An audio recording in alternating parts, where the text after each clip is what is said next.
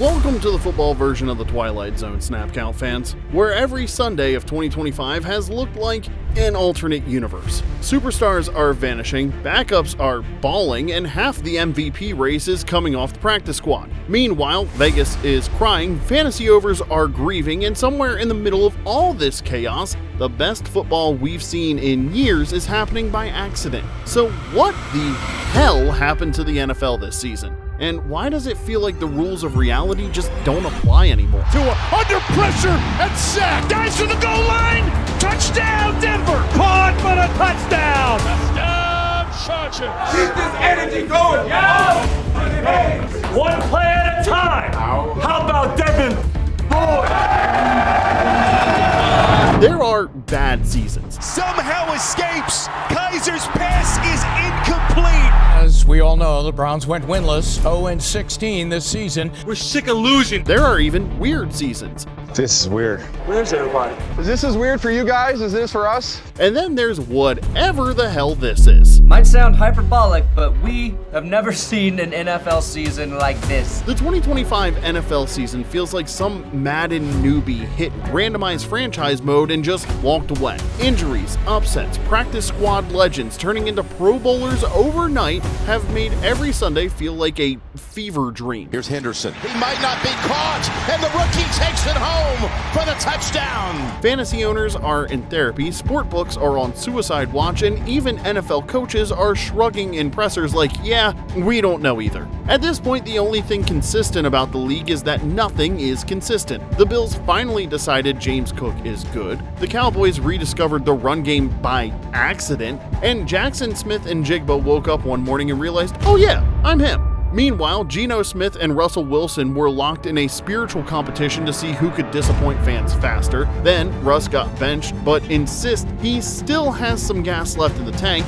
And out west, the Niners injury report is starting to look like a casualty list from a medieval war, but that seems to be the new normal across the whole league. Ricky Purcell will be out, Brock Purdy questionable, D. Winters, Tatum Bethune, Ben Barch, Alfred Collins, Kalia Davis, Keon White questionable. If you turned off your TV for 1 week this season, you probably missed 5 breakout stars, 3 quarterback changes, 2 miracles, 1 existential crisis in Pittsburgh. Somehow, we've got backup quarterbacks throwing dimes, and rookies making veterans look like they're moving in slow motion. Dark design run. Up the middle he goes to the tank to the front. Touchdown, Giants. It's a caught ball. Touchdown, Tampa Bay. Amaka Abuka. Scadaboo runs to his right, fighting for the end zone.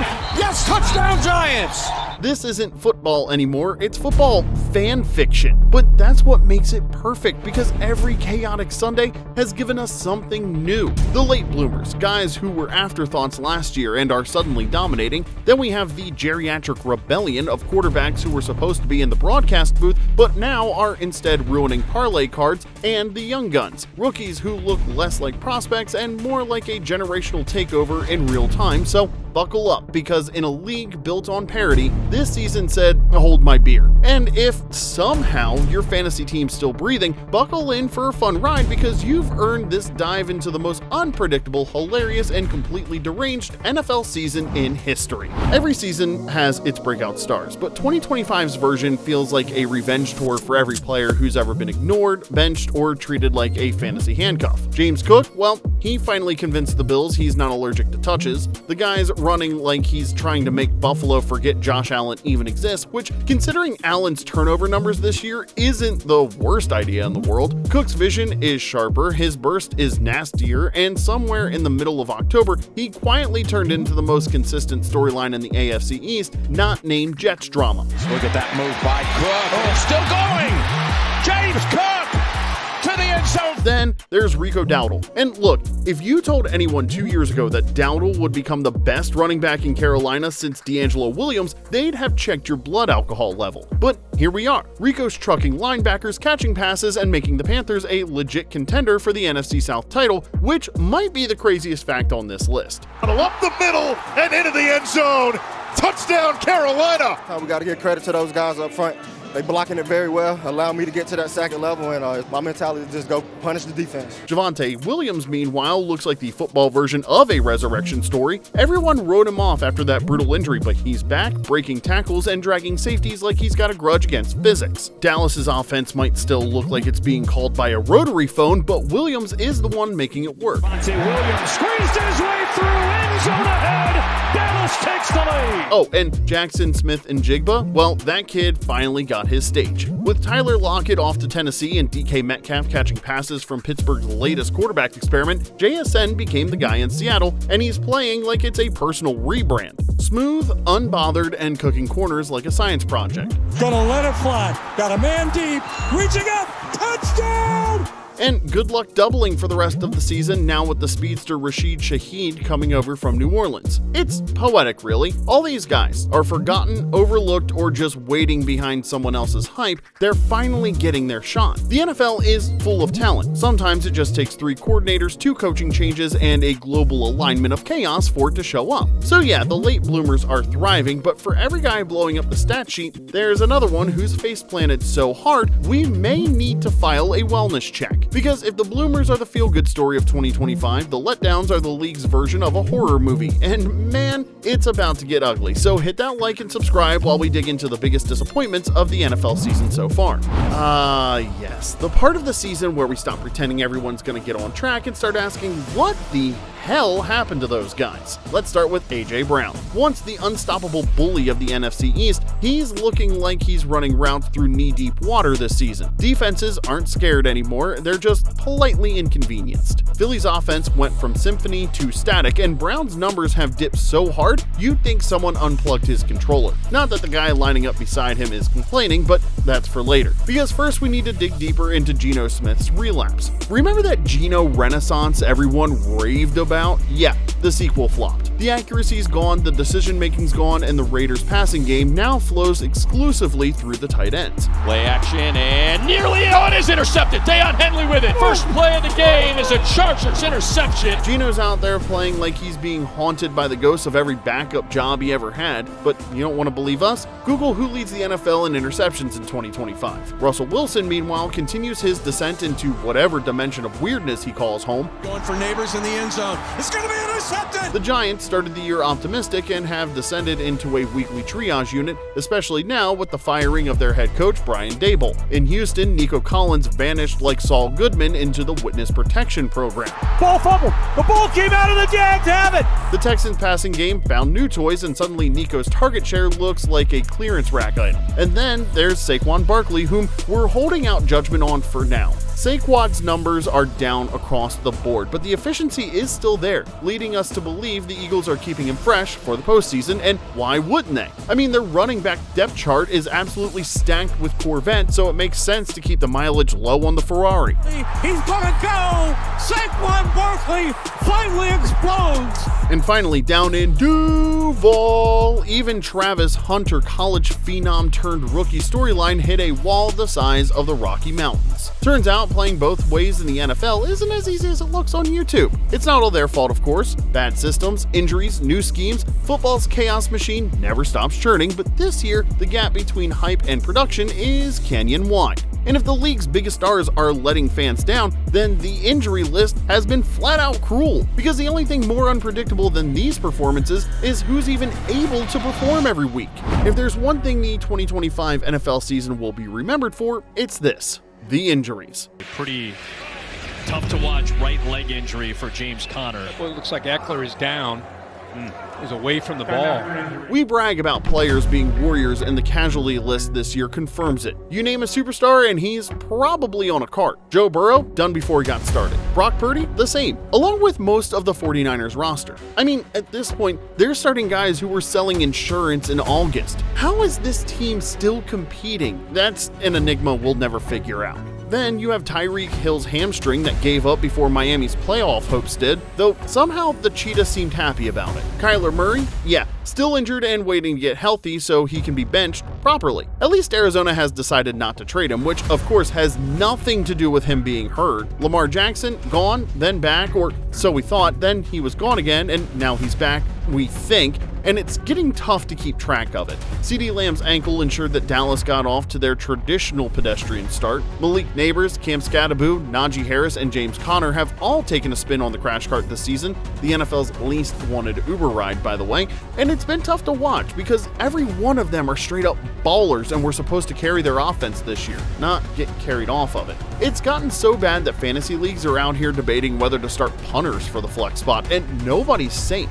The NFL injury report now reads like a CVS receipt. It's 5 feet long, full of surprises, and mostly things you've never asked for. Even the announcers are running out of synonyms for limping off the field. With Cam Hart, looking for Neighbors. Flag is down and Neighbors is down. Some blame the turf, some blame the 17-game season, some blame karma, but the truth is, it's a little bit of all of it. The league has never been faster, bigger, or more violent, and 2025 is proof that evolution might have gone a little too far. I mean, at this point, every team's held together with duct tape and prayers. Training staffs are overworked, fan bases are over it, and the next man up has turned into who's still breathing. But through the chaos, as star after star have vanished, something weird has happened. Teams started adapting. Systems have evolved. Backup quarterbacks are getting confident. Unknown rookies are starting to pop up like mushrooms after rain, and suddenly, out of the wreckage, a few teams started playing their best football in years. The apocalypse cleared the field and the underdogs took over.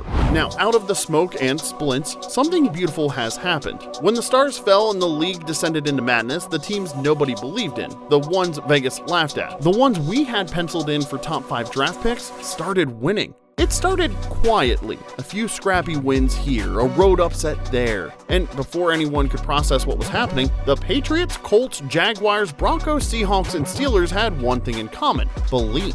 The Patriots were written off as relics of a dynasty long gone, and they've somehow rediscovered their soul: defense, discipline, and chaos containment. They're not flashy, but they've dragged opponents into trench warfare and keep walking away from the rubble smiling. The Colts are running on pure chaos, caffeine, and embalming fluid because Daniel Jones had been left for dead. In the backfield with him, Jonathan Taylor's moving like a man possessed, and suddenly Indy looks like the most fun team nobody saw coming. Jacksonville finally looks like it got the memo. Trevor Lawrence's haircut is still bad, but the footwork's clean, the offense is humming, and Liam Cohen's playing chess while the rest of the AFC South is chewing on the pieces. Then you have Denver, the team America collectively gave up on somewhere around 2022, yet somehow the Broncos remembered how to play defense again, and their offense stopped being a war crime. It's like they found Sean Payton's old playbook buried underneath Mile High. Then the Seahawks, well, they traded their past, trusted their youth, and turned into a team built on adrenaline and arrogance. No one expected them to compete. Now they're hunting the NFC's elite. And then you have Pittsburgh. Somehow always Pittsburgh. No matter how ugly it gets, and believe me, that loss to the Chargers was ugly as hell. No matter who's under center, they just find ways to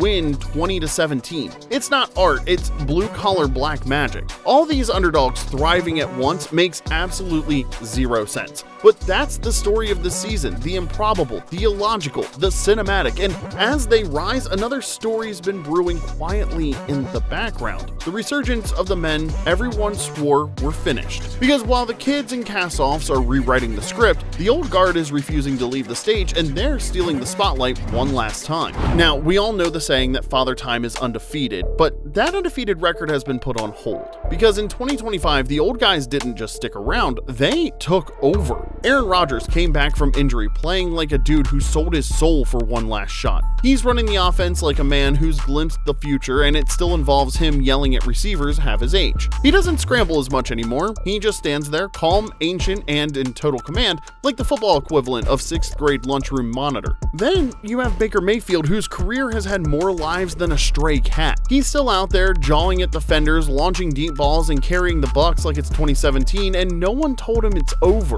It's chaotic, it's reckless, and absolutely glorious. Matthew Stafford's back and somehow throwing lasers with a duct-taped shoulder and a grueling case of sciatica. The man has nothing left to prove, yet every throw looks like he's trying to prove it anyway. Sam Darnold somehow stumbled into competence. It took him 7 years, 4 teams, and the collective disbelief of the football world, but damn it, he's doing it. Every clean completion feels like an act of defiance against history, and then out of nowhere, Joe freaking Flacco, a man who was supposed to be retired to a nursing home at this point, is now out there spinning footballs like he's got nothing to freaking lose, which he doesn't, except for maybe another half dozen football games. The legend of Elite Joe refuses to die, and at this point, I don't want it to. Even Daniel Jones deserves a line here. Everyone, and I mean everyone, gave up on this cat, but in the most Giants way possible, he's quietly putting together the best season of his life in another city while his former home in the NFC East burns to the ground. They're not fast, they're not flashy, but they are stubborn and they are efficient. They are the last vestiges of a league that used to value grit over highlight reels, and they're reminding everyone that experience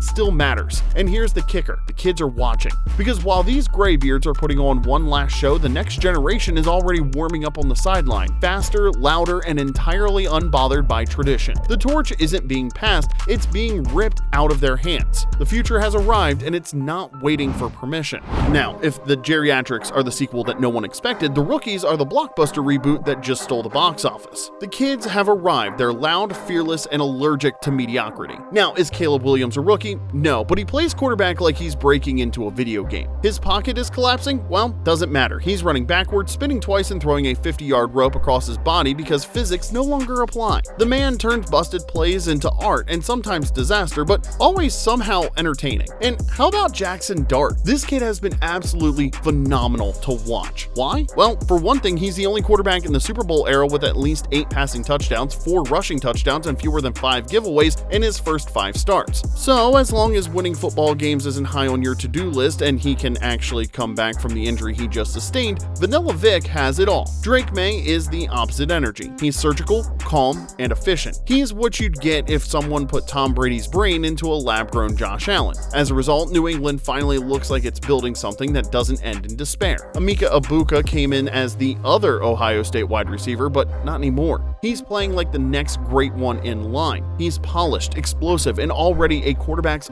best friend. Cam Skattebo makes the list out twice because this kid is a straight-up baller and deserves better than just the injury list after the way he started 2025. In case you didn't catch it before the ankle dislocation, he's the guy who looks like he was built in a basement gym out of Red Bull and anger. Every run is a bar fight. You don't tackle him, you just survive him and the 19 concussions I guarantee he has. And then you have Tyler Warren, the tight end from Penn State nobody wanted to talk about, who is now the most annoying matchup in football. He's a 6'6" headache who blocks like a lineman and moves like a slot receiver. This isn't just a wave of young talent, it's a takeover. These kids don't come to wait their turn, they came to take jobs, rewrite playbooks, and make every 30-year-old in the league question their life choices. The 2025 season has become a generational tug of war. The old guys are holding on out of pride and the young ones are swinging the wrecking ball. It's not about who's better, it's about who can survive the chaos longer. Because in a season this wild, the kids aren't the future, they're the present. And when all the dust settles after the upsets, the injuries, the miracles, and the memes, there's one undeniable truth. The NFL has never been this unpredictable or this much fun. Now, before we wrap this up and to get you to the cheerleaders, we want to remind everyone we're just having fun here. Just a bit of mid-season levity before the gauntlet of the home stretch gets into full swing and we all have panic attacks watching every last-second Hail Mary. We're sure we ruffled a few feathers here, but it's all in good fun, and we'd love to hear your take in the comments, whether it's good, bad, or scathing. And if we missed a name or two, let us know as well, because keep in mind that nailing down facts in the middle of this season is like shooting a moving target from a moving target with your eyes closed. The craziest part of all of this, though, is that the 2025 NFL season began like any other, with predictions, rankings, and the illusion of order, but now that we're in the middle of the season, we've torn all of that to shreds. Every Sunday has become a coin flip and a hurricane. Stars have fallen, backups have risen, and teams we laughed at found faith. Legends have refused to fade quietly, and rookies are storming into the spotlight as if the league had been waiting for them all along. This year hasn't just been unpredictable, it's been undefinable. A season without a script, a rhythm, or a pattern. One week feels like destiny, the next like divine punishment, and maybe that's the point. Because in a league built on control, film study, analytics, probabilities, 2025 has been a reminder that football is still chaos in pads, and the phrase "any given Sunday" still holds weight. This is the kind of chaos you can't model, you can't predict, and you can't even understand until it's all already over. Maybe we'll never see another season like this again, or maybe this is the new normal. With the way the first half has gone, there's no way to tell, and honestly, no point in trying to guess. Every analyst, every expert, and every fan trying to make sense of it all has just ended up wrong over and over again. And that's just what makes it perfect. Because as long as the NFL keeps throwing curveballs, we'll keep watching, half in awe, half in disbelief, and completely addicted to the madness. Now, if you've made it this far, you've survived the strangest half season in modern football, so hit that like button and subscribe, because if the back half of 2025 looks anything like the first, you're not going to want to miss what happens next.